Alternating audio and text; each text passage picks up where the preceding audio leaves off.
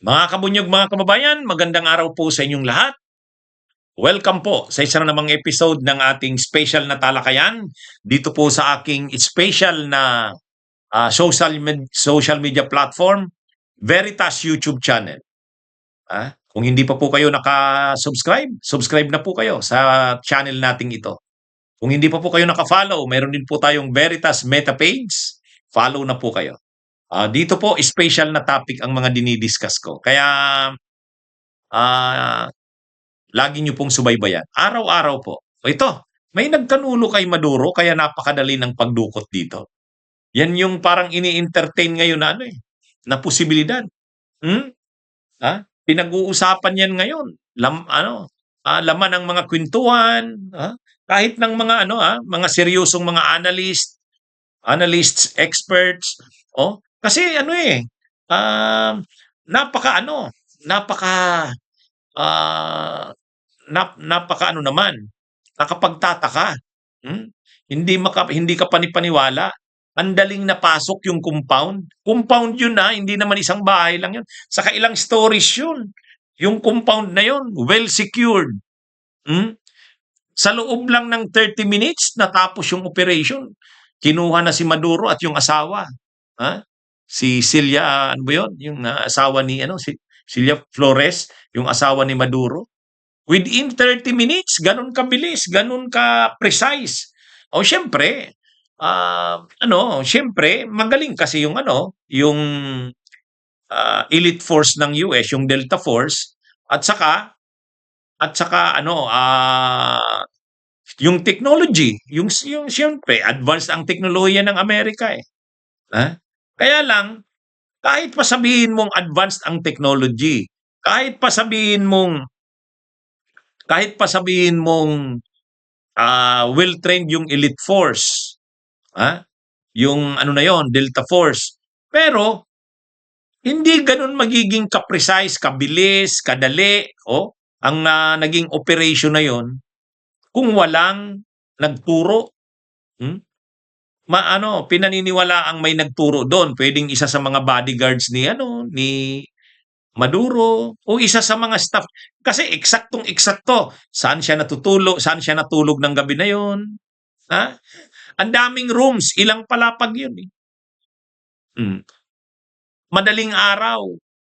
Ano yun? Ang daling Kaya ibig sabihin, napaka ng information na prinobide sa mga sa puwersa ng US.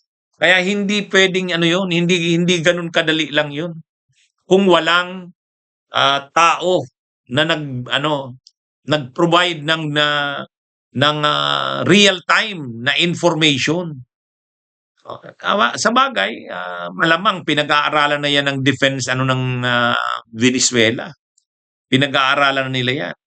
Kasi nga hindi malayong yun.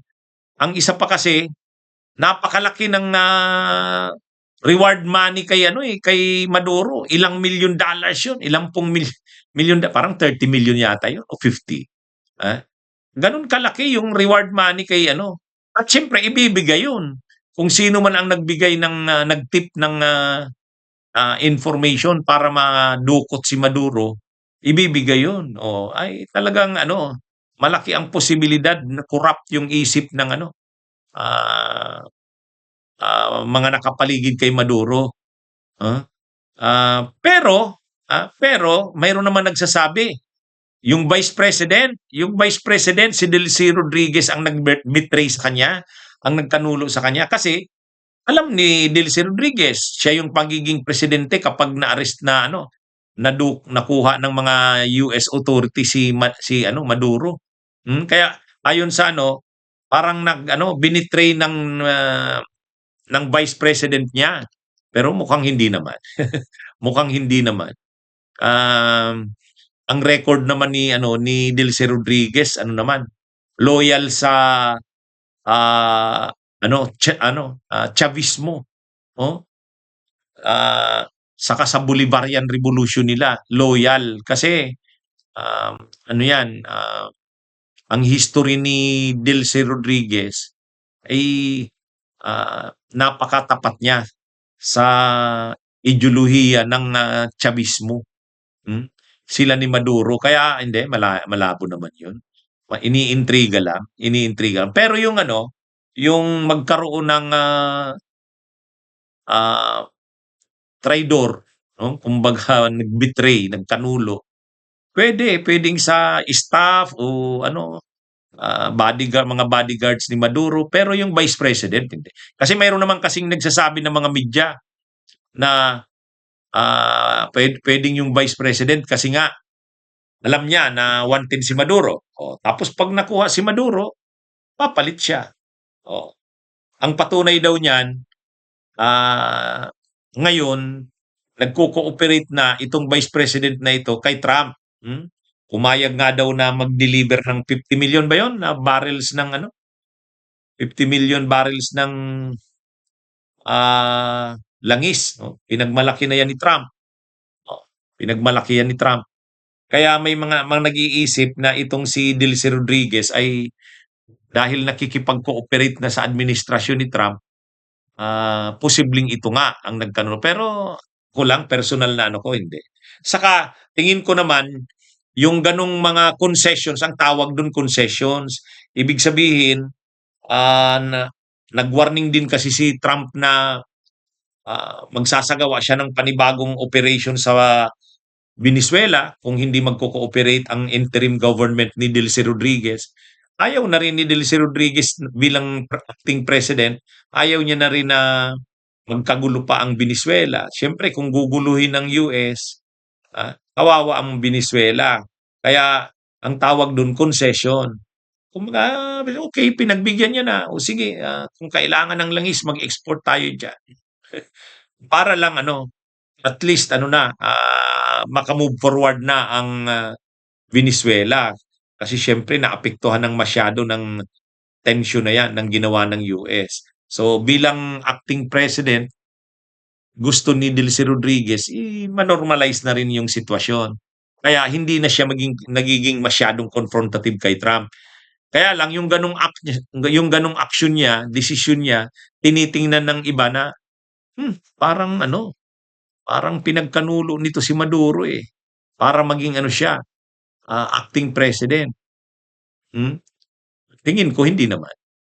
Hindi naman. Yung pag-cooperate ni Delcy Rodriguez kay Trump, ano niya yon? Obligado siya kasi masyado nang nahihirapan ang Venezuela. Ah, parang concession na binibigay niya. Pero yung ini-insinuate na trinador niya si Maduro, sa tingin ko hindi naman. Pero doon sa mga ano, posibilidad na may mga tao sa loob mismo ng compound, sa loob mismo ng staff o bodyguards o anuman, posibleng mayroong nag-tip o nagbigay ng information. Kasi napaka-precise. Hindi, napakadali. Napakadali. 30 minutes. Wala man lang ano. At saka alam ka agad kung saan, o anong pati nga yung locker eh. Anong kurti ng locker. Kaya napaka ano, napaka actually bago nag-operate yung mga Delta Force, nag-construct sila ng parang katulad nung building na yun, nag-construct doon at talagang ano nag-construct sa US at talagang inano nila, anong tawag diyan? Prinaktis nila ng todo hanggang ma-perfect kung paano yung operation. Oh. Kaya lang, hindi mo naman magagawa yun nang walang information na pinoprovide. Yung ganun kabilis na operation 30 minutes, alam ka agad kung saan, ano, pati mga locks, kung saan, anong klase, ang bilis. Mayroon niya nagpo-provide ng information ayon sa sa ilang analysts or experts. Ako tingin ko kasi na ano 'yun, nasira siguro ang kaisipan dahil sa napakalaki ng reward money. Siyempre, ah, gawain naman 'yan ng CIA ng Amerika na gamitin ang mga ganyan, hmm, para ma-penetrate talaga, yung actual na ginagawa ni Maduro. Okay, mga kabunyog, mga kabayan, magandang araw sa inyong lahat. Mabuhay po tayo.